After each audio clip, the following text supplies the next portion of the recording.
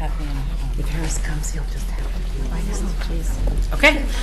All right, welcome to our July meeting of the Citizen Involvement Council. I would like to remind everyone, guests included, that they need to sign on the attendance sheets, which are in the back of the room back here. Our membership is comprised of up to 2 representatives from each of the 12 recognized neighborhoods in Oregon City. We meet the first Monday of each month to share information and hear presentations regarding projects and activities happening within and around our city. We are happy to have this exchange and to take the information we receive back to our individual neighborhoods so all our citizens can be well informed. The procedure we follow for individual comments is this.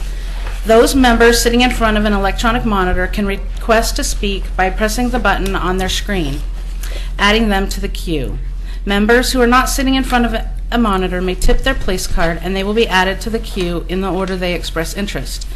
If guests would like to comment on an agenda item, they may fill out a comment card available at the back of the room and turn them in to Chris Wadsworth, who is right here. She is filling in tonight for our staff liaison, Katie Riggs. Please remember that comments are to be directed to the chair, and as a general practice, CIC members do not engage in discussion with those making citizen comments. Our rules of conduct require that members and guests treat one another with dignity and respect at all times. I am tasked with preserving order and to discourage attacks on personalities or the impugning of members and citizens' motives, and to confine speakers to the topic under discussion. Persons in attendance at the meeting who become disorderly, abusive, or disruptive may be removed from the meeting. Our rules of conduct prohibit unreasonably loud, disruptive, or profane language. Clapping, cheering, or speaking out of order is discouraged. I thank you for your cooperation. Barbara Rankin, who has graciously volunteered to step in and take our attendance and minutes while we are short a secretary, will now call our roll. Tony, you.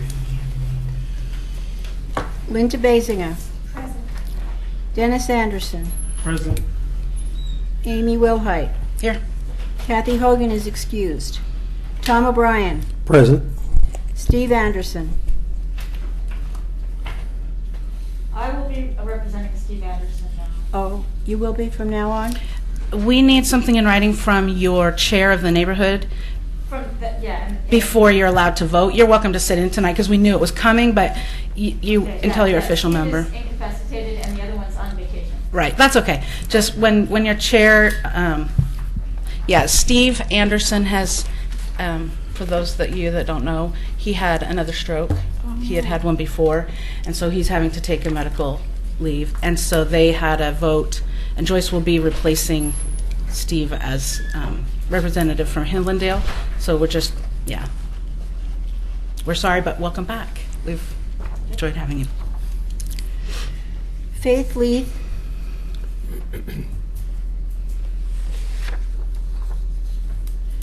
Rita Mills. Must be summer. Kurt Sommer.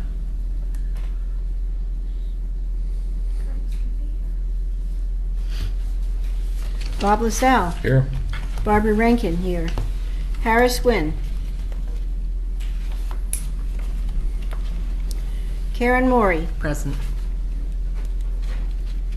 Gary Fergus. Here. Bill McConnell. Here. Todd Last is excused. Brian Boyce. Here. Thank you.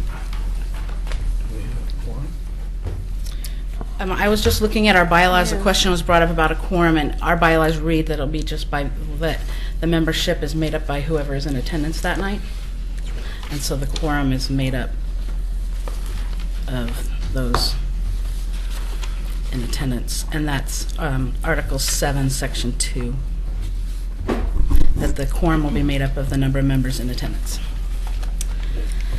We are small. Let's hope that some people are just running late.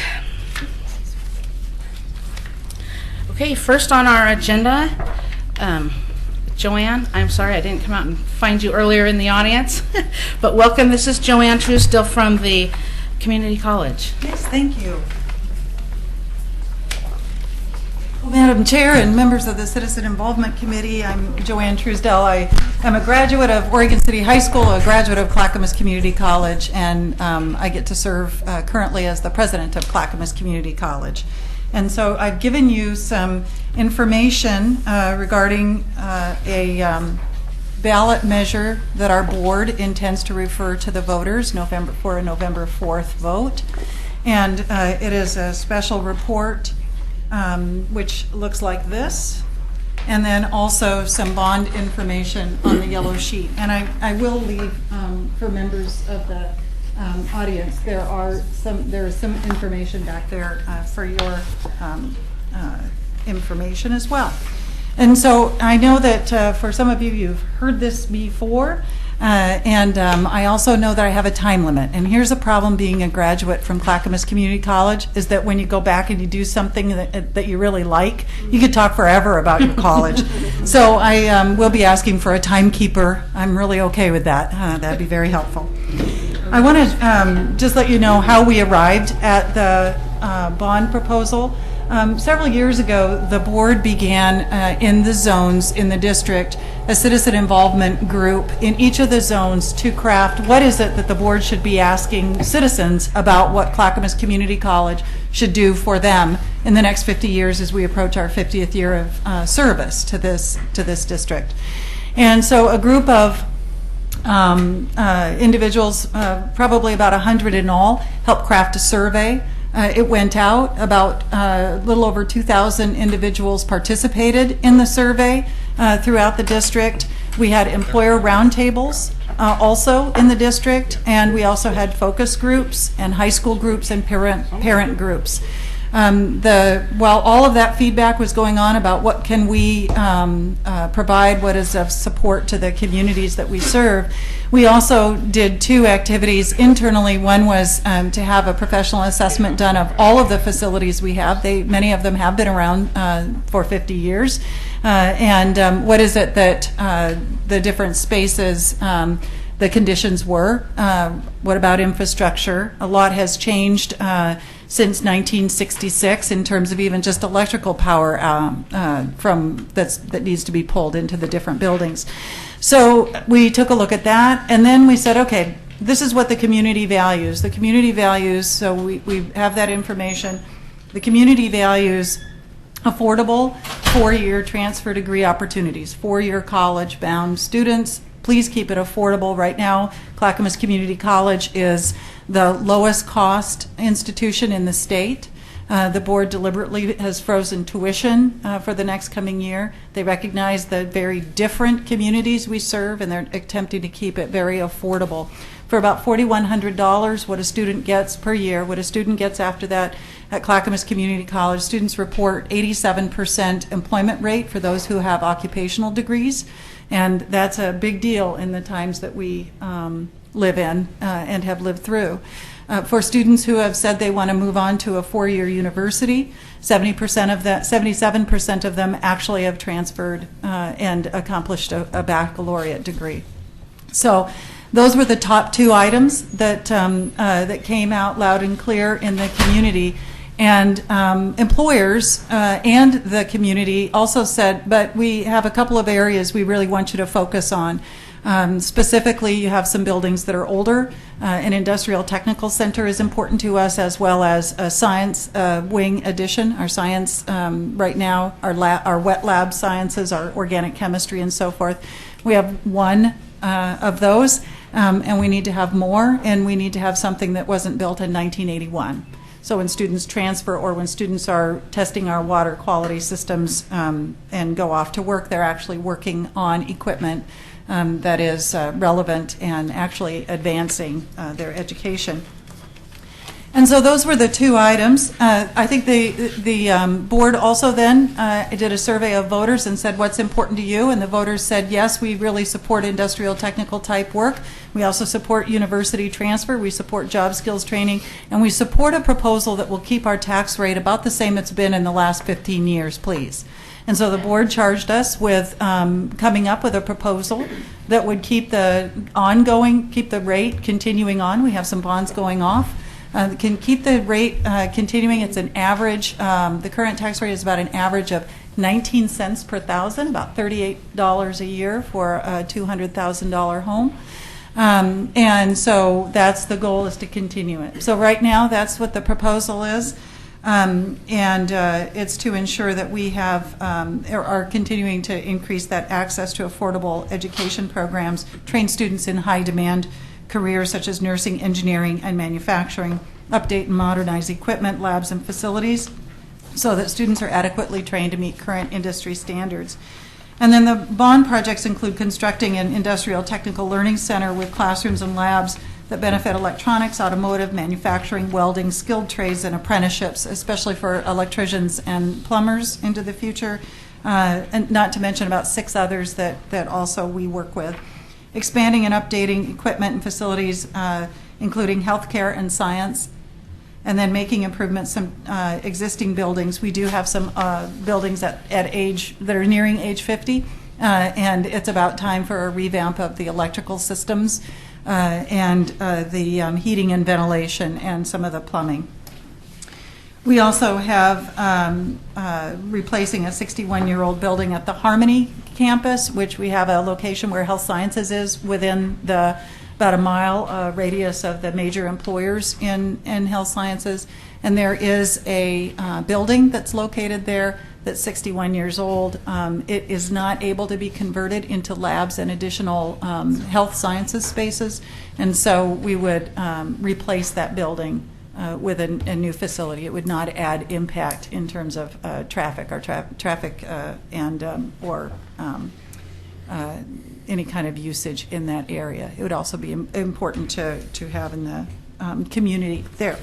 So with that, I think that I just want to close and say thank you very much for taking the time to listen about this. If you have any questions, I'm happy to talk with you. I'd also encourage you or representatives from your group to next week the board will have a work session on, and also then get feedback from people and take a final look at the explanatory statement and a ballot title proposal and refer. And that'll be Wednesday evening. It begins at 5:30 for the work session, and then at 6 o'clock the regular session would begin. It's a special session specifically for this. I understand the library is also doing an update at that time. I think you'll be out in time to get to the library one. So I just want to make sure that we're getting you where you need to be. So thank you very much. Thank you. Does anyone have any questions? Joanna, if I wanted additional of these, contact you? Yes, please. That would be great. And actually, public affairs number is good. You may have my contact information here. I'll just give it to you. It's 503-594. I'm sure for the record, anybody was, John knows it, 594-3000. And we'll just get it right to you. I'll work with public affairs. Thank you. Okay, thanks. I have a question. Okay. Did you? You mentioned that you would be replacing some buildings. Would you be tearing down the old and putting them in the same location, or you would be reusing the old ones for something else? We would not be. The Harmony campus, it does not have a life beyond its, that it's too expensive to keep up every year. And so we would be actually replacing the square footage, and that would mean tearing down the old facility once a new one is completed. We have to be careful just in terms of staging as well, because we can't disrupt people's education and training. So in the instance where we're replacing something, we're truly replacing. Seismic issues, seismic and safety issues are huge in addition to general operational maintenance annually. Right. Thank you. You're welcome. Thank you. Okay. I went to Park Place Elementary School. So. I would like to have one of your cards. Okay, I'll make sure that there's some here. I'll give them to Chris. Thank you. Any other questions for Joanne? Okay. Thank you. Okay, John. That means you're up.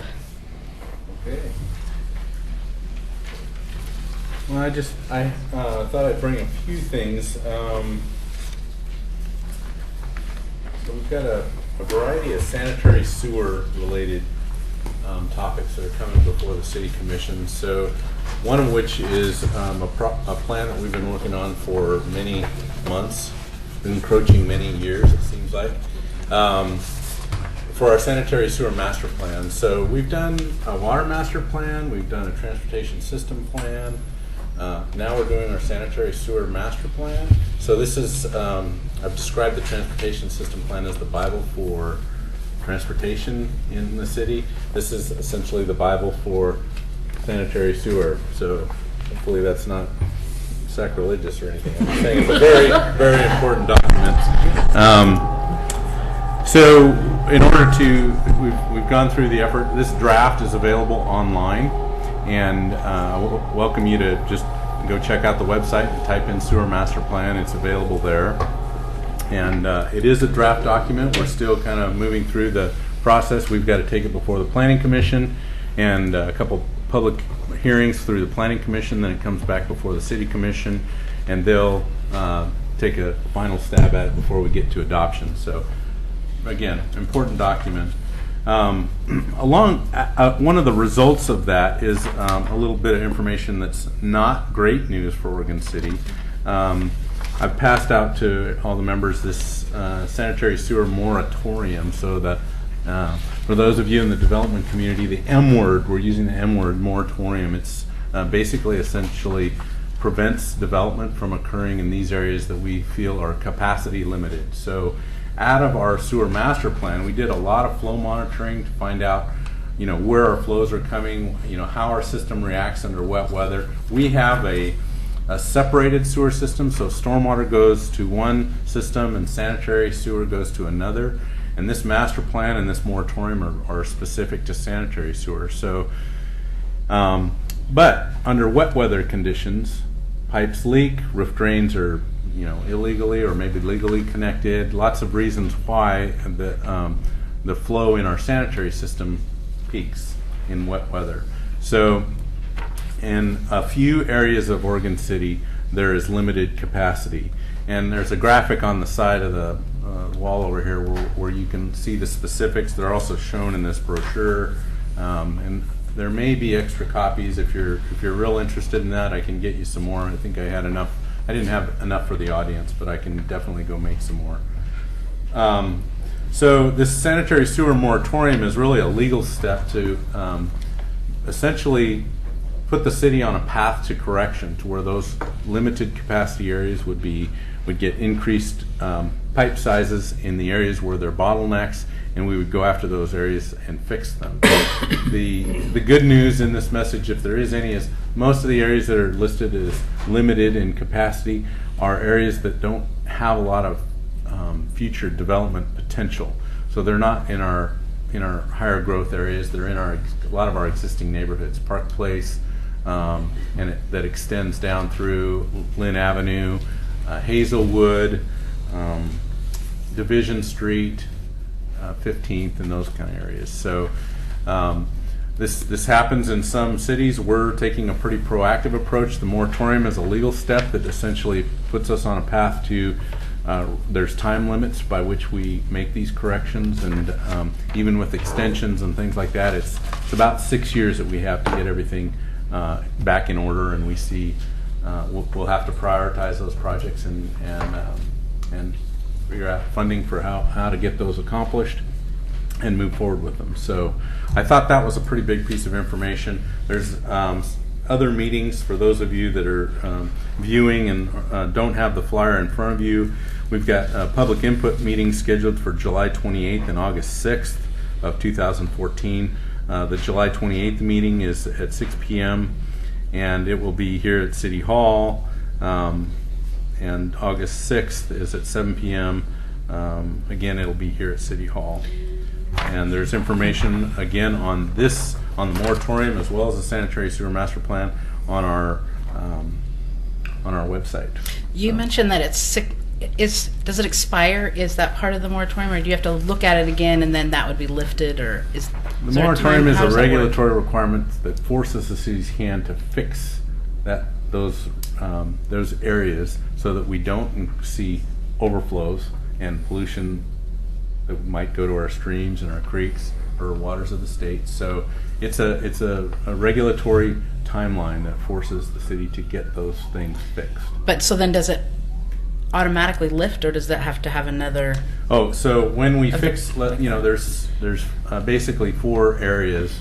So when we fix each of those areas, there will be a city action that'll essentially say this area is fixed. Oh, okay. Because there's impacts to development as well, so if you have property in one of the impacted areas and you want to develop that property, you're going to be on hold for a period of time until we fix it.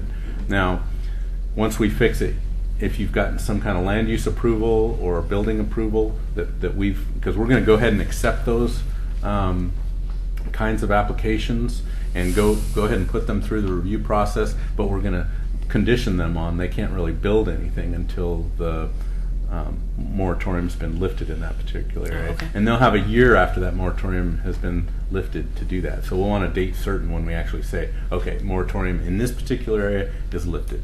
And even though we're setting the moratorium for these areas on a date specific, we'll lift those, individually as those projects are fixed, so that development can continue. So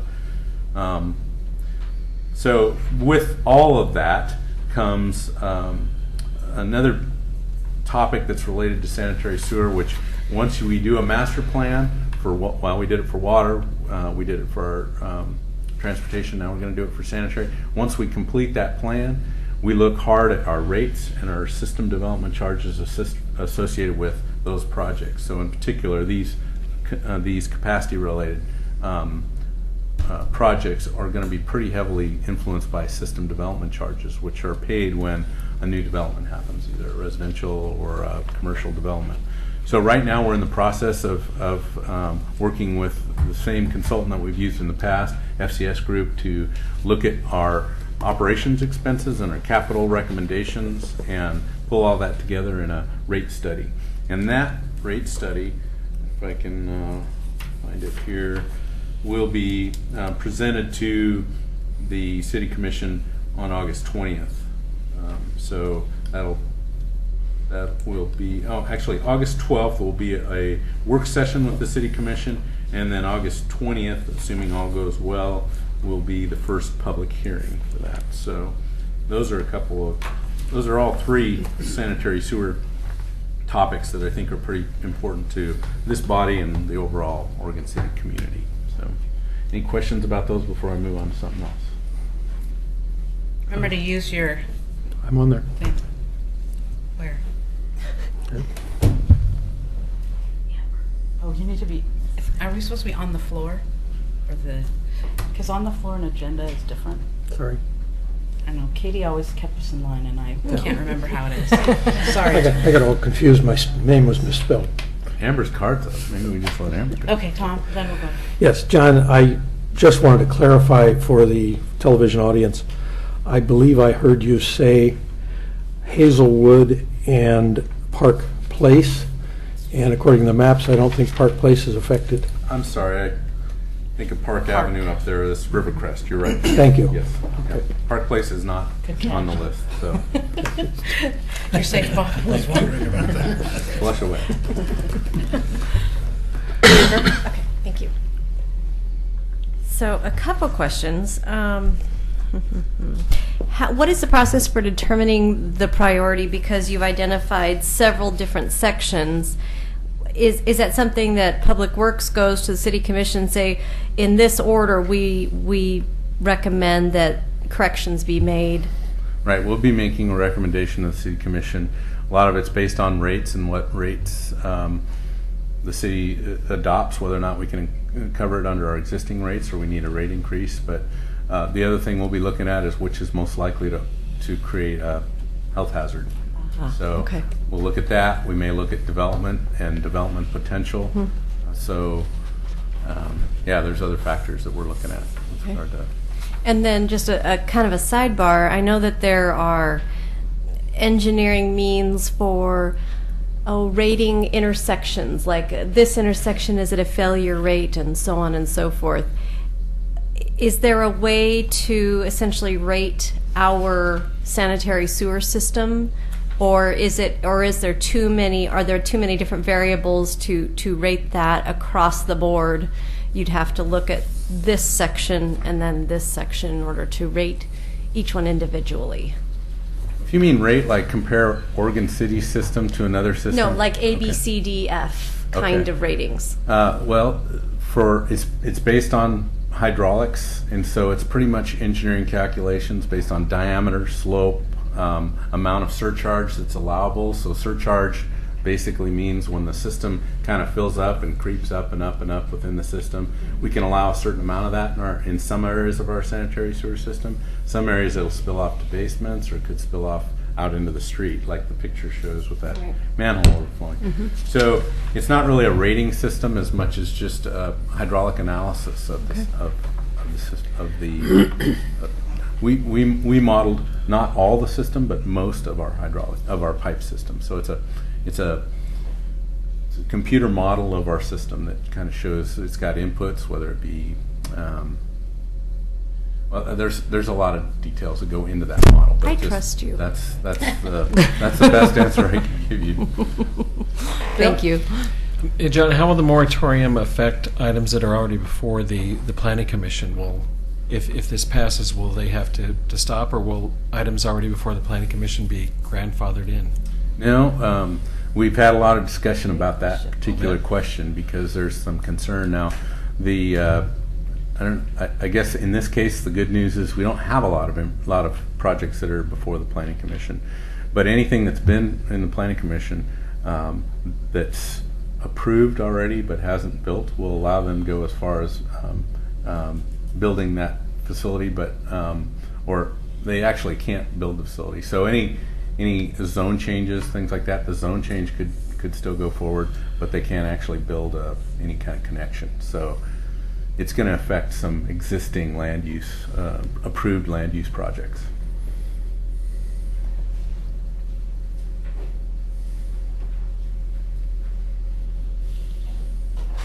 All right, so let's move on. You know, the sewer's so interesting to all of us, though. Yes, well, we'll move on to some good news. I don't know if you remember, but Portland just a few weeks ago had a contaminated water advisory, and it was pretty much an area-wide impact. In fact, places in Tigard, I even heard other places across the city metro area were impacted by that water advisory. Boil water notice was issued, and there was a lot of confusion about where people get their water. There typically is, because it's fairly complex system. So with that, actually, before that even happened, there's a regional water consortium that meets pretty regularly. We're a member of that. We talk about ways to deal with emergencies and several other factors that are going on in the water industry. And they had been already kind of in place, working to put in place a tool that will make it easier for property owners to understand whether, if there's a boil water notice, whether they're impacted by that. So, you know, most people don't necessarily know exactly where they get their water from. So this program allows people to log in online, assuming they got power and access to it, access to a computer, to log into a website, type in their address, and essentially find out, well, am I impacted by that water advisory, even though it's being reported in the Portland general area on Channel 8. We all get Channel 8, Channel 2, you know, so the assumption is that, you know, we must be impacted then, right, because we saw it on TV. Well, that's not necessarily the case. So this drinking water advisory tool is something that we had been working on, and something that we're hope to bring online and do some testing, because it's the region-wide. It's a complex system.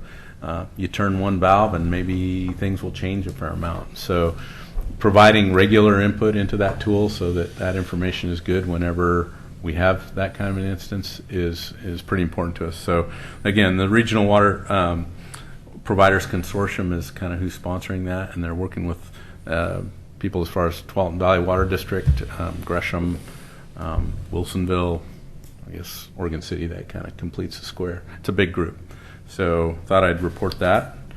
And then any questions on that before I move on? Wanted to... Faith? So does that mean when you turn on your water, you don't always get your water from the same source? It I does thought not. It only comes from one source. It doesn't mean that. No, it's just confusion about where it comes from and trying to disseminate that information to the general public. But once you know where it comes from. Yeah, you get your water from Clackamas River and South Fork Water Board, and there are some redundancy connections in between West Lynn, Lake Oswego, for instance, that would, should our water source become a problem, we could move water from Lake Oswego this direction. So there is a little bit of that, but typically that's closed. So we're a tight system that doesn't allow for that. But in an emergency, we do have some redundancies. But no, this was more about communicating, in an emergency, whether or not you have something to worry about or not. Let's see.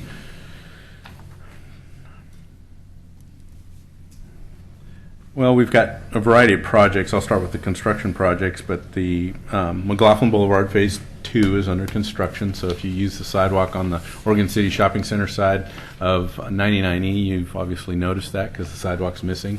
So that's pretty much their focus area right now, and both the city's contractor and the shopping center is also doing some sidewalk and some other parking lot improvements. So that's moving forward on schedule, and we really have had very few hiccups with regard to the design or the construction. So expect that to continue to move forward, and expect lane closures along there. So it will just continue. They'll finish up most of their work on the Oregon City Shopping Center side, and then move over to the other side and start with that.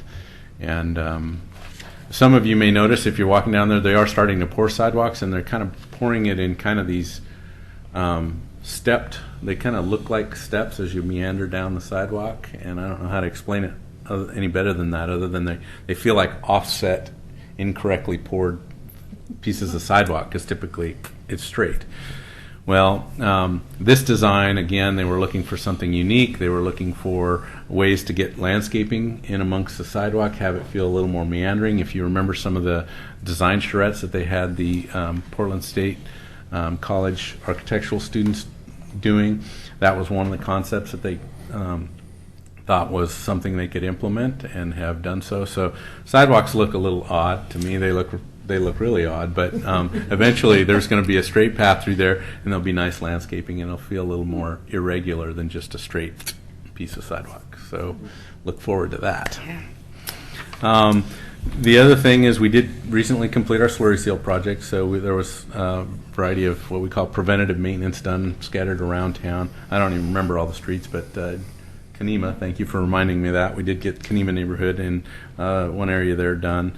The other thing is we've got our 2014 paving projects, so that's yet to start, but we just got contracts from a contractor named S2 Contracting. They were the low bidder, and we'll be firing that up pretty soon. We're having a pre-construction meeting this week on that work, so that'll be another project. And one of the main projects that you'll recognize is it's going to be out on Washington between 7th and 12th, I believe. So that's going to be disruptive to the community. It's probably the one street that's going to have the most kind of area-wide impact. Others are kind of side streets.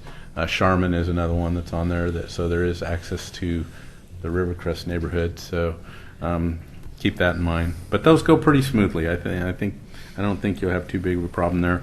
Another project which is similar in nature, except for we've added some water line work, and that's the second phase of Claremont. So we'll finish up what we already started on Claremont. So all of Claremont will be done with new water line and new paving, new striping, and that contractor, I believe, they started saw cutting last week. We've got electronic reader boards out on Myers Road, Leland Road, and Claremont, and so our impact on Myers and Leland won't be as big as it will be on Claremont. But so look for that. And those are our major, I guess, construction projects. We also have a pump station down at Barkley Hills Drive that's about to kick off in the middle of this month. So if you're in the Barkley Hills neighborhood, again, I doubt you'll even know what's happening, but we're working down there at the bottom of the hill. John, Barbara had a question. One is, can you explain what happened at the Parish? Parish Road Pump Station. We had an overflow at the Parish Road Pump Station about 2 weeks ago. It was on the 14th of June. We had our pump station didn't break. We didn't have a line blockage. This one was human error with regard to how we operate that pump station. So We had one of our utility maintenance workers who was out performing maintenance work on that pump station, and had shut the pump station off. Had also shut off what we call our alarm system, our SCADA system, and both those things together are problematic if you're not there monitoring the levels of the pump station. Well, he was there most of the day working through that, and at the end of the day had kind of done a finishing cleanup effort there, neglected to both turn on the pump station and neglected to turn on our alarm system. So typically if the alarm system is on and the pump stations are off, we get a call. It's designed so that you would get notification of that kind of a problem and you would respond. But if you turn off we essentially disabled the alarm system. So we told it, yeah, we're working on it. If the alarm triggers tell you something's wrong, disregard. And so pretty serious mistake. We've not I've been here almost 11 years now. We've not had a mistake like that. And it's a good employee, someone who we don't have problems with and with forgetfulness. He just made a pretty fatal mistake. And with that resulted in a large spill because we didn't hear about it until we had a property owner who was experiencing a flooded basement. And so police were notified. We came out and we started working with that property owner to get that cleaned up. And I proceeded to work with the employee and the department really as a whole, just to kind of re-look at our processes to make sure we're doing all we can to avoid that kind of problem in the future. Because of the size of the spill, because it was off for about a little over 24 hours. We already know our work with DEQ. We report that. We do a fair amount of monitoring downstream and upstream of the spill, and so we're expecting a fine from DEQ for that kind of overflow. That's typically what they do for those kind of incidences, and it's a bad problem anyway. But to have an employee forget to do something like that, we really kind of need to check our processes to make sure we're not mismanaging that. But unfortunate. You had another question? Yeah, the other question is, I live in Barlow Crest, Okay. off of Holcomb, and we were just resurfaced, and Trailview was resurfaced, and I wonder how we got so lucky, because it wasn't really. So They want to save it for God. that was our slurry seal program, and what people don't often realize is the slurry seal is a surface treatment. It's called preventative maintenance. So Okay. once a neighborhood reaches a particular age and the condition of your pavement is such that the pores in that pavement start absorbing water, and then that water moves down into the subgrade below the asphalt and starts to deteriorate, and over time that then becomes major potholes and major problems. Oh, I see, okay. So this slurry seal is again a preventative coating. It's a little bit heavier than what you might see in a parking lot seal. It's got some media to it, it's sand, and it adheres quite well to the pavement. Although because it's a thin coat, it also over time you'll see it kind of scatter some of the gravel out of it. But it provides a pretty good seal at the surface, and it prevents water from getting into that system. We usually come around and crack seal ahead of that, and then we put the seal on top to kind of cap it, and it extends the life of that pavement probably a good 7 years, and it's a relatively inexpensive solution. Okay, So thank you. we do that every year. You might slide down to my house. I think, didn't you ask that her street be done or something? Didn't you? No? Yeah, but I also asked my driveway to be treated in the winter, and you never did it. Driveway. You're not. No, I won't go there. Steve. All Okay. we should do is put up a street sign in the driveway. The last item. Oh no, I got two more items. Lynn Avenue, the concept plan for Lynn, Leland, Myers Road. That's moving forward. We had a really successful open house. I don't know if any of you attended that. Faith, I think you were there. Probably a couple others. Joyce, I know. So anyway, I appreciate those people that. You just got back into town. That was the first place you went, was to that open house, wasn't it? So I mean, I appreciate Straight people from the showing up. airport. We got some really good feedback. Some of that feedback we'll be able to incorporate into the plan.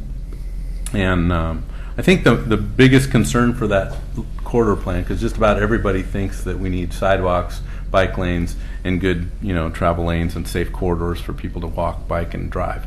So pretty much everybody was on board with, some who lived on one segment wanted it done sooner than others, because just about everybody along that corridor thinks that we need, better pedestrian access. But the roundabout is the big issue, and we spent a lot of time kind of talking about that, defending it, if you will, kind of sharing with people how good or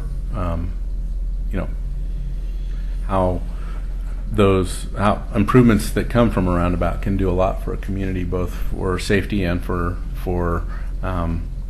efficiency. But a lot of people still think they're problematic because they are confusing, they're different. And so we spent a lot of time talking about the roundabout at the open house. We have kind of decided, well, we probably ought to put a little more energy into kind of sharing with the community how we think that's an important solution and how the other solutions don't work very well.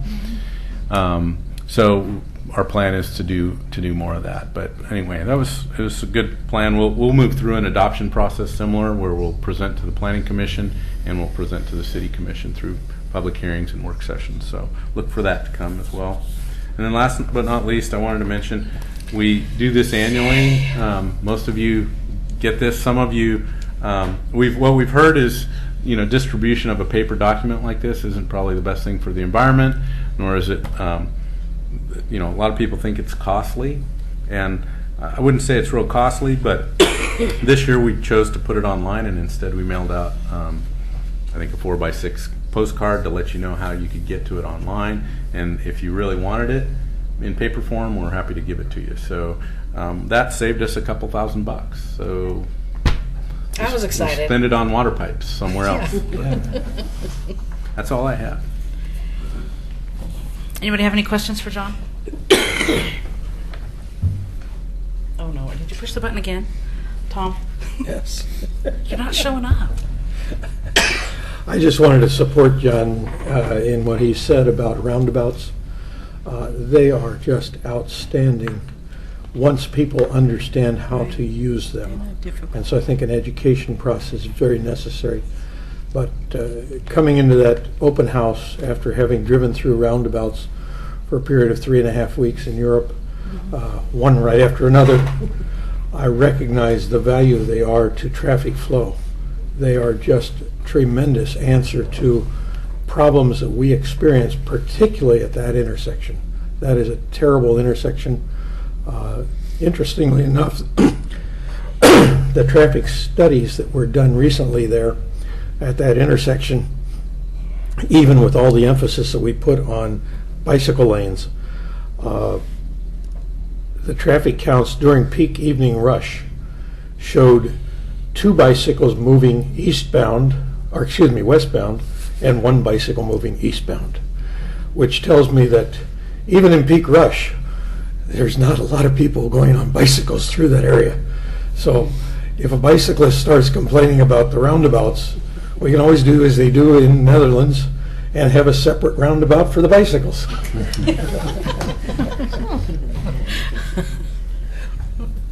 Anyone else have any questions? Okay. Thank you, John. Amber. Welcome back. Thank you. I hope that you can just take one and pass them along. I think there should be enough. Well, thank you for having me back. It's been a busy spring and summer, and here we are at July 7th already. And I just wanted to give folks an update on a few different things, but really from the Chamber of Commerce standpoint, wanted to begin with something very, very basic, especially since we have a number of relatively new folks on the CIC. I want to just share with everyone that at least our Chamber of Commerce here in Oregon City is a 501c6 tax-exempt nonprofit organization. It's not, though, considered a charitable organization.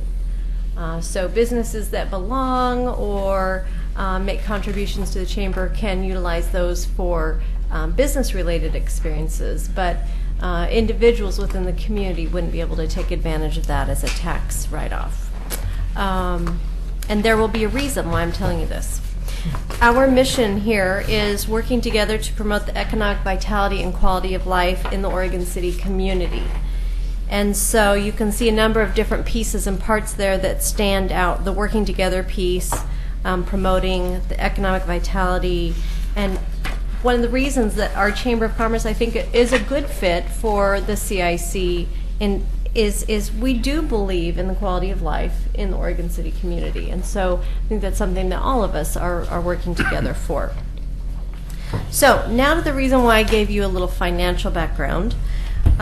It just so happens that here at the end of June we had our annual golf scramble. This year it was a party at Stone Creek, and it was a success. It's one of our major fundraisers.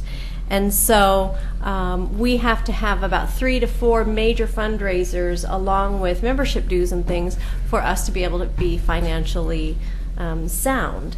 And so if I talk about our fundraisers, that gives you a little bit of insight as to why.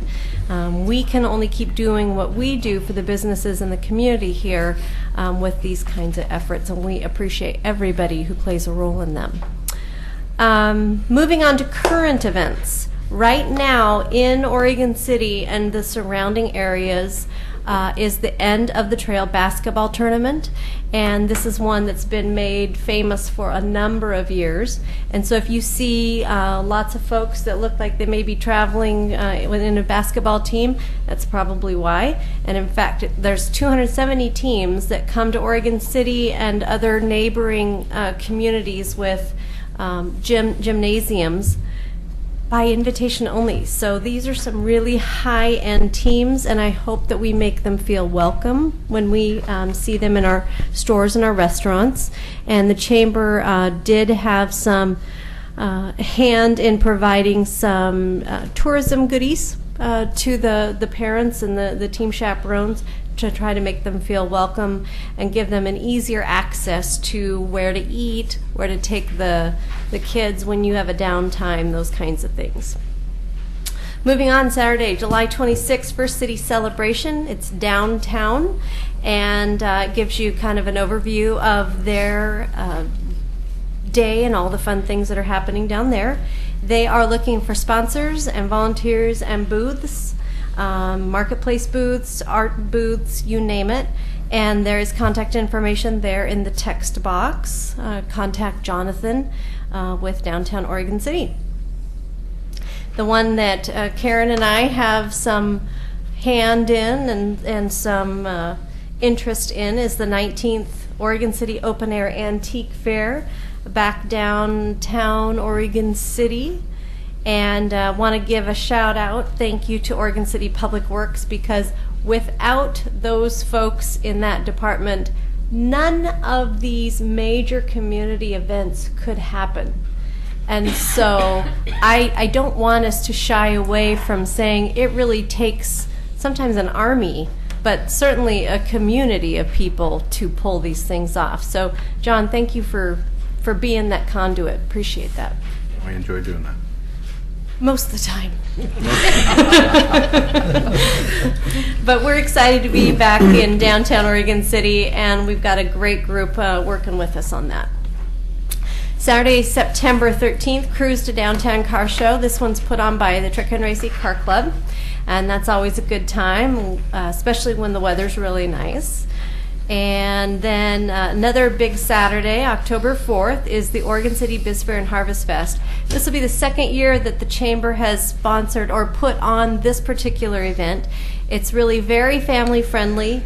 The students from the Clackamas Academy of Industrial Sciences last year engineered and developed a trebuchet. And this trebuchet was created to launch pumpkins, to see as far, like how big a splat, how far they could go, all of those kinds of things. And it is really a kick, whether you're a kid or an adult, to go ahead and give it a whack, I guess. And And actually, that's a perfect tie-in with when President Truesdale was talking about some of those programs that Clackamas Community College really take pride in. It's some of these engineering, some of these industrial arts kinds of programs that kids are really getting connected to. And this is just an example of kind of where it starts. Anyway, back to the focus of the event. It's down at the end of the Oregon Trail Interpretive and Visitor Center, and it's a great day for families, and we have all kinds of business booths there. We want to make sure that our community at large and our businesses really have a great way to connect and get to know one another. Moving on beyond the events, just give you a few little updates here and there. There are research efforts continuing within our community for the Willamette Falls Legacy Project. So if you want to do a little bit more in-depth survey with that particular project in mind, some of the leaders of this project are trying to measure how prepared our community and those other stakeholders are to kind of keep pushing this project forward. So I'd encourage you to go ahead and take a crack at that online survey, or talk to David at OregonMetro.gov, because I'm not going to try his last name. Let's see. There's a community emergency response team training coming up, if that's something that's of interest. And if you are a business owner or manager, there is an on-the-job training informational breakfast being put on by WorkSource Clackamas. So you may want to take advantage of that or share it with other folks that could utilize that. And last but definitely not least, in early September, the Oregon City Chamber will host and likely co-host 2 candidate forums.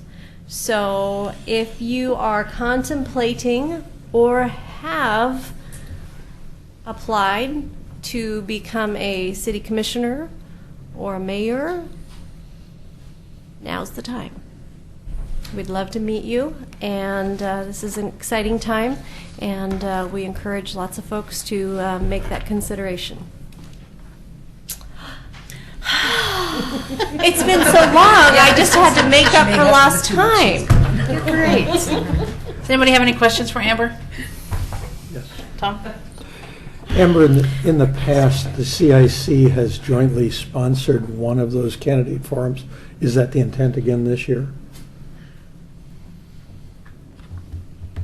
I'm sorry, I didn't mean to put you on the spot. That's a good question. Let's talk afterwards, and we can report back. Okay. Okay, thank you. Is that fine, Amy? Yeah. Okay. Okay. Approval of the minutes. Did everybody have a chance to look over the minutes from the last meeting? Any comments or changes that they noticed needed to be made? Joyce? My only question is, Karen Morey distributed information regarding future dates and activities for the Chamber of Commerce. It would be nice to have that attached to these minutes so we know what those are, because just having a copy of the minutes doesn't give us that information.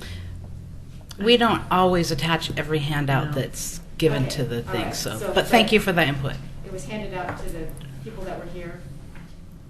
Yeah, I mean, like John handed, I mean, we just don't attach every, that's public record. If I'm sure Katie And I could give you suppose that. Amber just handed us another copy.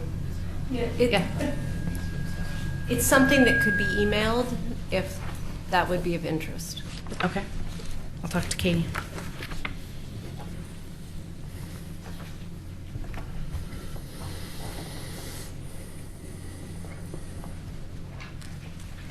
Okay.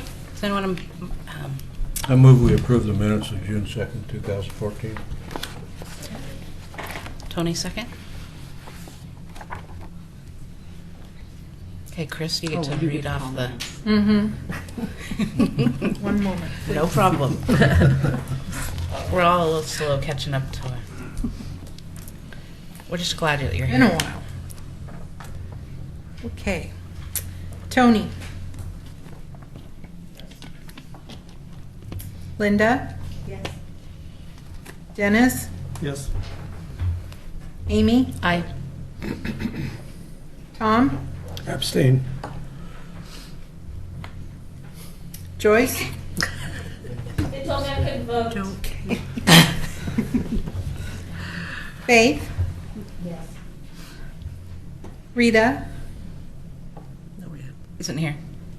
Oh, I'm, She's Oh, I'm taking sorry. notes, sir. pardon me. And, yeah. And Kurt's absent as well. Right. Bob? Yes. Barbara? Yes. Karen? Yes. Bill? Aye. Gary? Yes. Brian? Yes. Motion passes.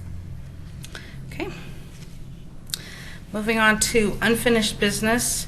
We talked last month about having the CIC booth at the National Night Out, which is August 5th, and then again at the Health and Safety Fair, which is in September. Just want to make sure we're still on board with that. Harris isn't here to make sure that that's happening. Is someone willing to be the head, be in charge of that, to make sure that all of that is happening? I noticed that Harris and Gary had offered to help set up. Faith and Linda were going to be there and to take down. Would one of you be interested in? Okay. All right. It would just be calling the people, making sure that the booth actually got there. How many people do we need there? If you don't want to have less than 2 people there at a time.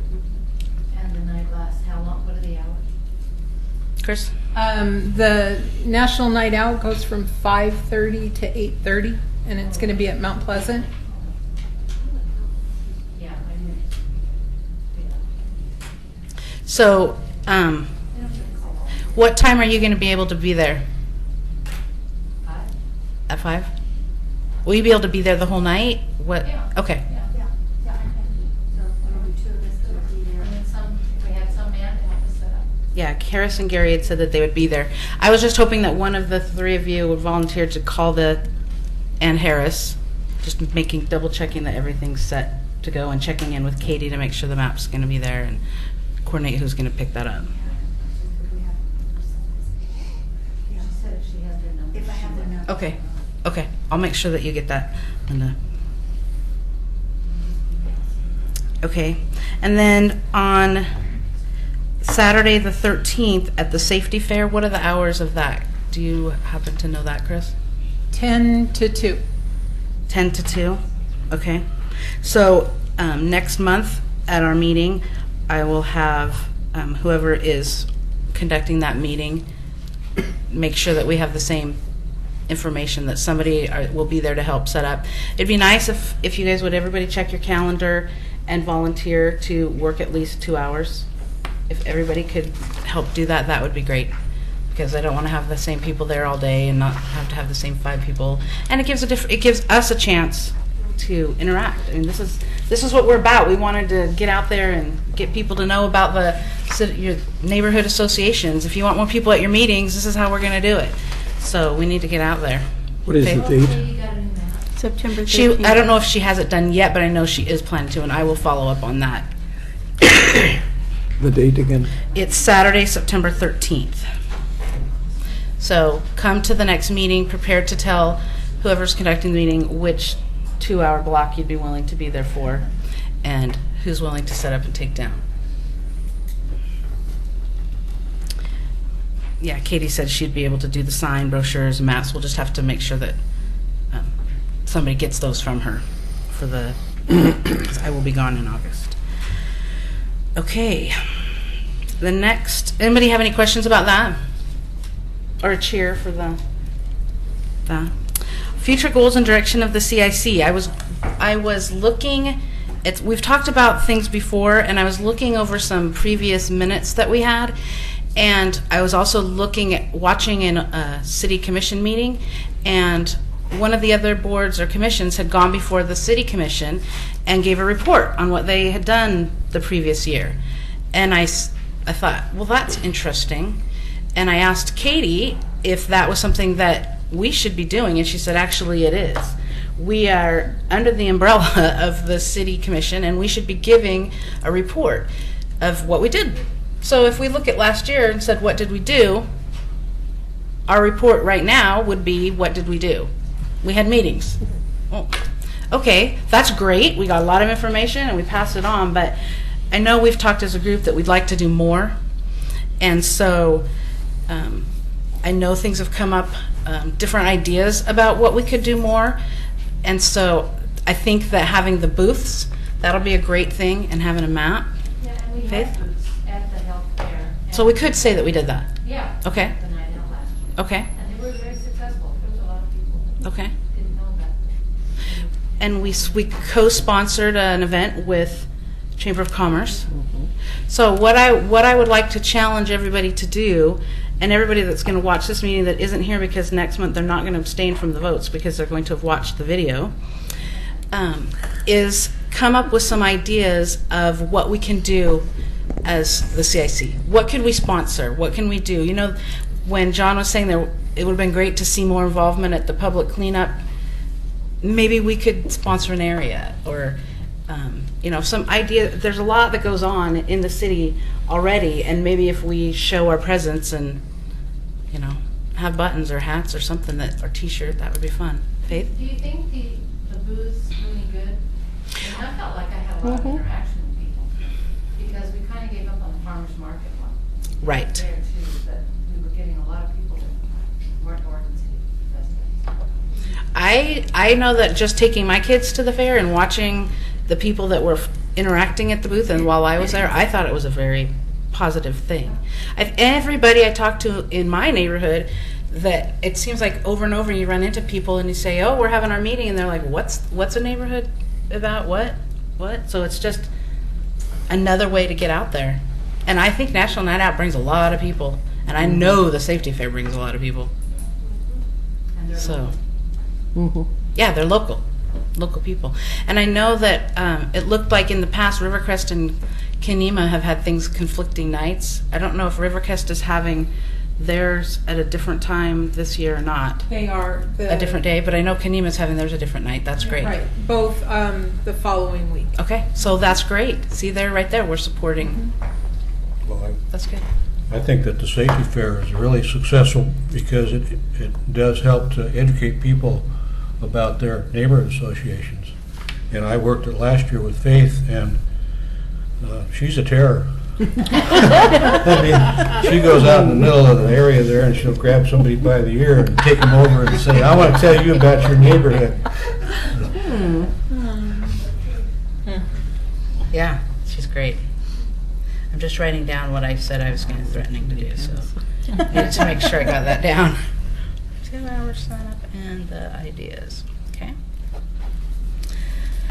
Okay, moving on to new business. This is our election for vice chair and secretary that will be through the remainder of this year. We have ballots that Katie made up and Chris will be handing out. Steve obviously had to withdraw as vice chair nomination, so there is a write-in space if anyone wants to, and if there's any nominations. Can I just give a quick update on Steve? while Yeah, the absolutely. passing goes out? Absolutely. Is that he has spent the past month in a rehabilitation center and expects to be there another several weeks, just depending on how he goes. But if anybody wants to send him a card or get in touch with him, shoot me an email. I'd be happy to pass that information on to you. Great. And I know that both he and Bonnie would appreciate any of your thoughts and prayers as he recovers. Thank you, Joyce. Amy, I'm not sure. Or No, neither. no. We're not voting, This is Kurt's wife, so I guess. she'll pass on the information that Can we. you write it in? Or also write it? Kurt's he is a candidate for secretary. I'm happy to pass them this way. So let him know Check them if I'm going to ask now if there's any on the floor nominations for either vice chair or secretary. Okay. So go ahead and make sure you give your name, Sign and in the ballot, and then we collect them. Right? when you're done, just fold it and hand it up, and John. I'll come get them. Yeah, pick 'em up.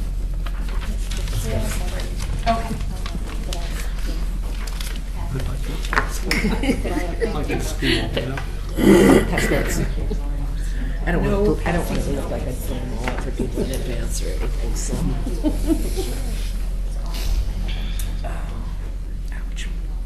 Katie said, you do yours, or you want me to do them all and then you'll do them? Well, just hand me when you're done. I guess I kind of got in out of order when I jumped to the future goals, didn't I? I was looking between last month and this month's. So I was going to raise a point of order disguised as a point of self-interest that you'd skip. that I'd skipped over that. I was writing on here to make sure that I got Linda the contacts, and I accidentally wrote it on the minutes for last month. So then when I looked down, the next thing under the booth was the future goals. That was last month's order. Sorry.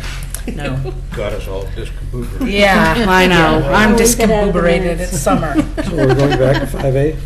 Yes, we went back in time to, let's see, we approved the minutes, we did the booth, we talked about the booth at the two events, we've done our election. While they're tallying, we'll, Do committee reports. I wanted to talk just a minute on that. We had it on here that it was postponed until the next CIC meeting.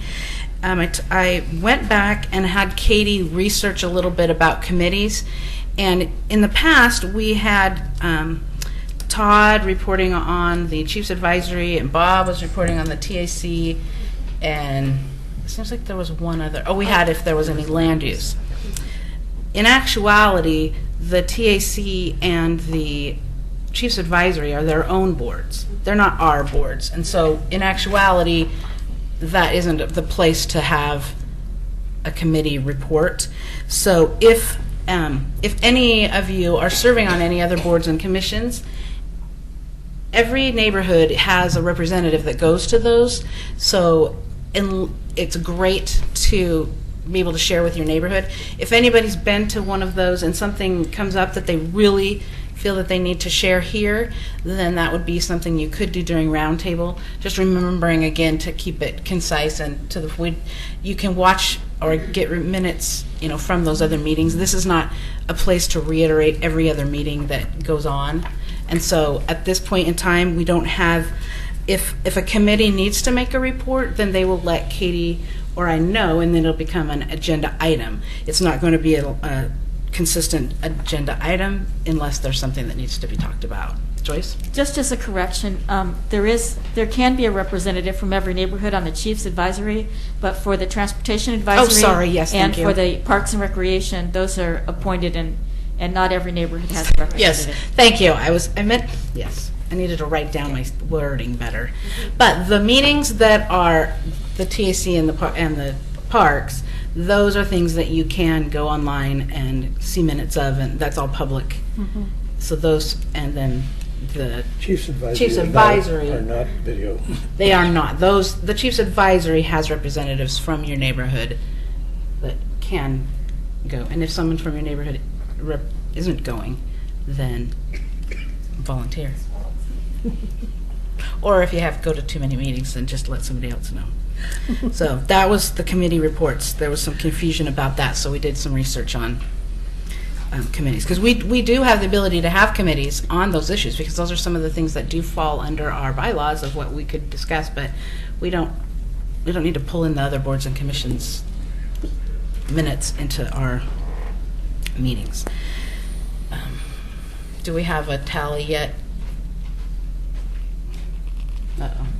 Almost. We have some confusion. I'm sorry. Yeah, A hanging really. chat.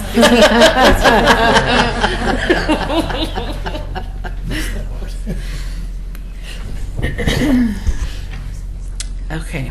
While we're waiting, just again, we'll go ahead and start roundtable.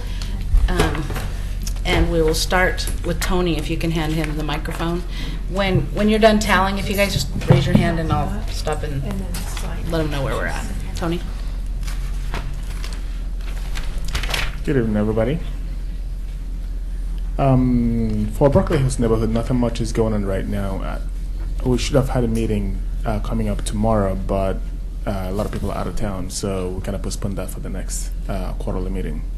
So so far so good. Everything is good in the neighborhood. Our police liaison is doing his thing and keeping us updated on what's going on. So we're good. Good. I'm from the Hillendale, and we had a meeting. We had the library lady that came and and we had Clackamas Community College did a presentation, so we heard about both of those, updates on those, and we started a new thing. It's about businesses. We have a business that we focus on, so we had the dental. Hilltop Smiles. Hilltop Smiles, yeah.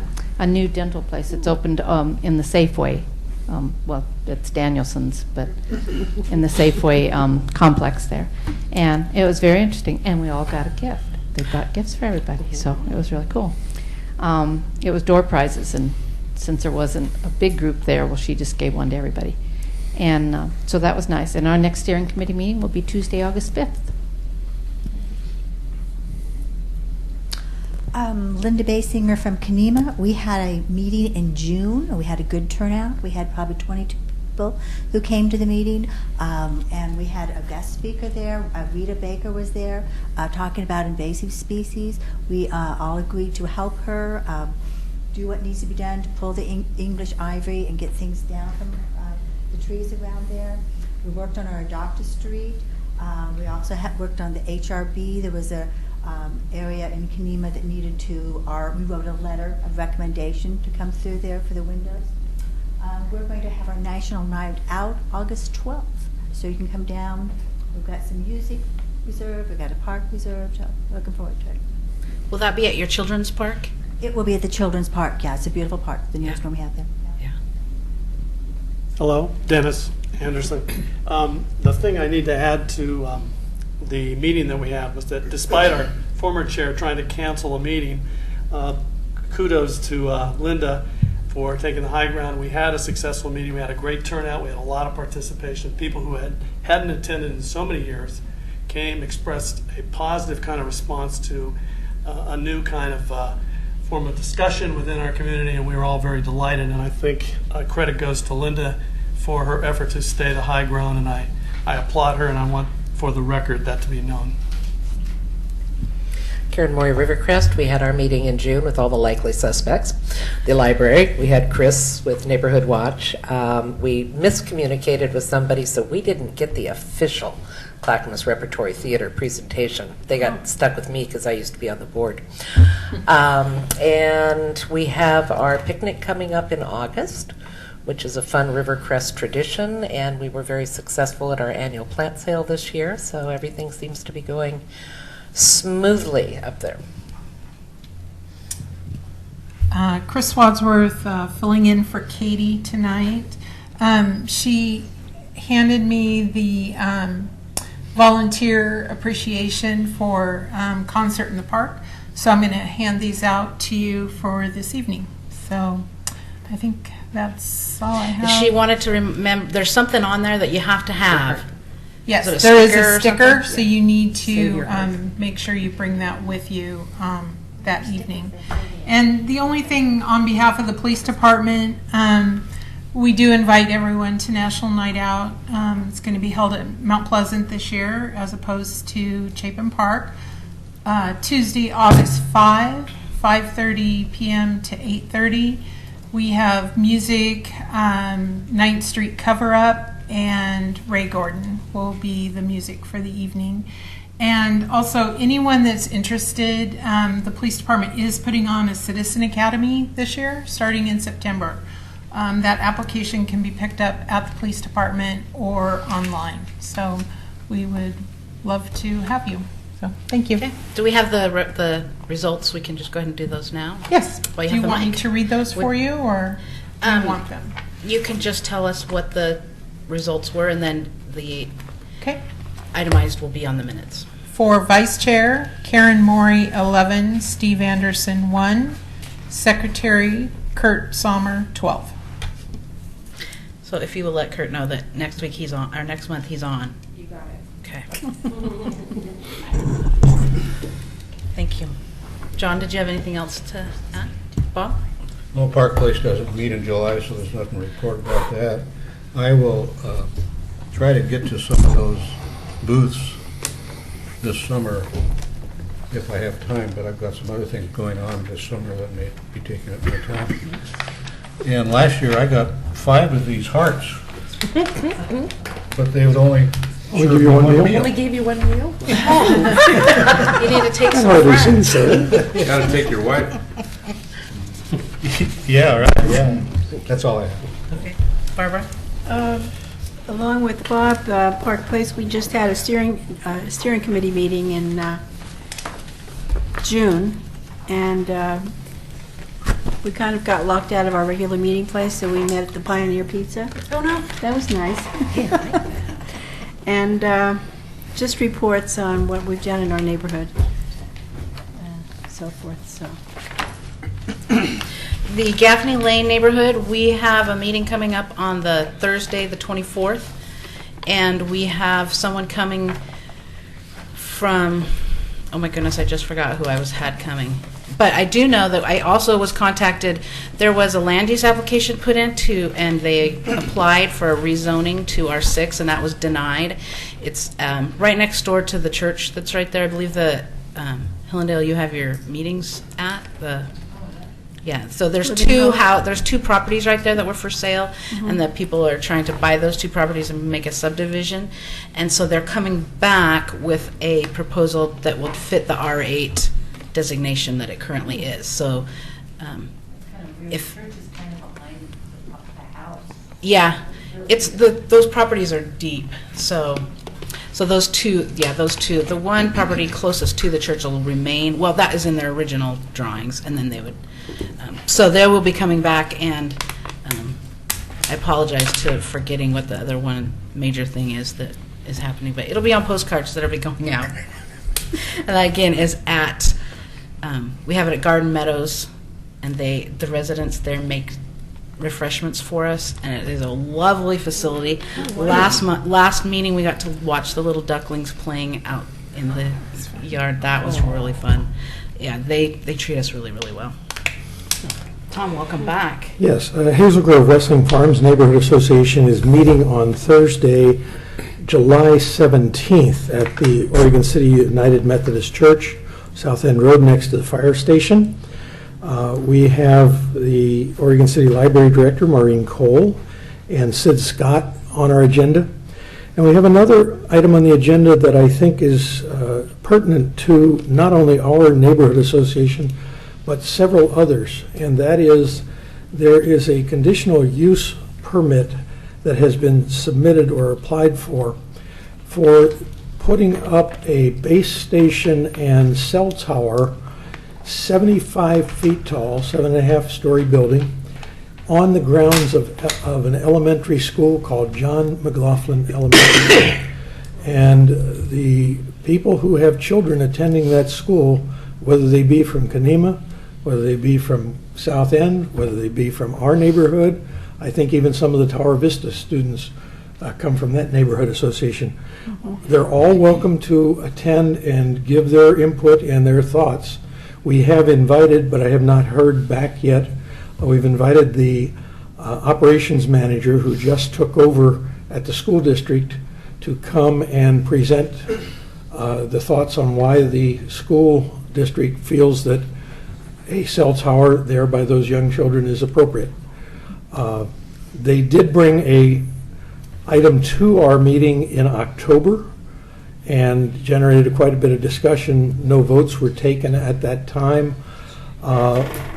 We came back and we had the former operations manager do a presentation at our January meeting, at which point a vote was taken after quite a bit of discussion.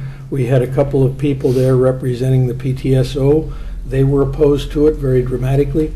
Quite a bit of discussion, and the vote turned out to be that 25 of those in attendance were opposed to having a tower there.